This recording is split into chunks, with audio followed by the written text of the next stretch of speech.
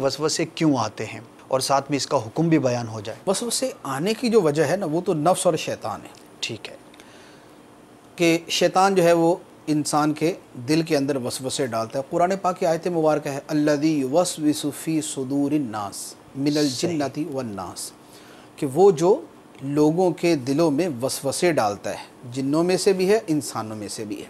یعنی وہ جو خناس وسوسے ڈالتا ہے وہ انسان بھی ہو سکتا ہے، وہ جن بھی ہو سکتا ہے۔ صحیح۔ یعنی جیسے انسان بھی تو ہے نا، دوسروں کو الٹی سیدھی پڑھا کے الٹی سیدھی باتیں کر کے ان کے دل میں وہ باتیں ڈال دیتے ہیں، یہ بھی وسوسے کے زمرے کے اندر ہی آتی ہے۔ ٹھیک ہے۔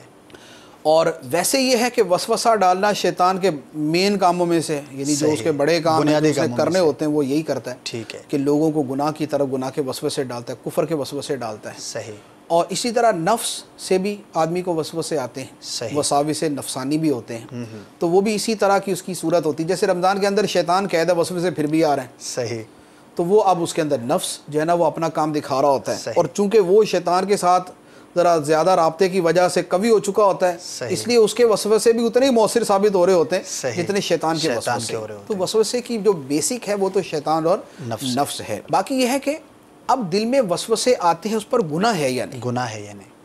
اس پر عرض یہ ہے کہ وسوسے کی بہت ساری قسمیں ہیں۔ ٹھیک ہے۔ یعنی 5 قسمیں بیان کی جاتی ہیں۔ ان میں عام یہ ہوتا ہے کہ جیسے ایک آدمی کے دل میں گناہ کا خیال آتا ہے کہ میں یہ گناہ کروں، جیسے بدنگاہی ہے، بدنگاہی کا اس کا ارادہ بنتا ہے میں کروں، پھر وہ کہتا ہے نہیں کرنی۔ صحیح۔ یہ جو وسوسہ ہے اس کا گناہ نہیں، گناہ نہیں ہے، اس کا گناہ نہیں۔ پھر اس سے اگلا درجہ، پھر اس سے اگلا درجہ، پھر اس سے اگلا درجہ، یوں کر کے ایک 5واں درجہ ہے جسے عزم کہا جاتا ہے۔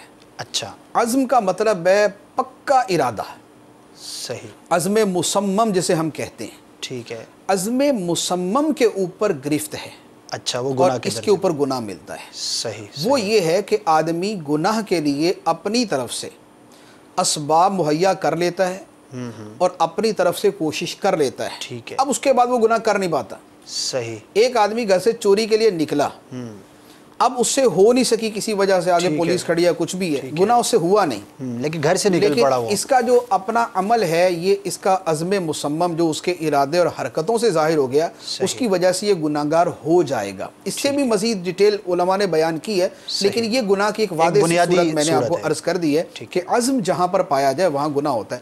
اسی طرح ایک گناہ کی اور صورت بھی ہوتی ہے، وہ ہوتا ہے کہ آدمی اپنے تصورات کے اندر بے حیائی کا کام کرے۔ صحیح۔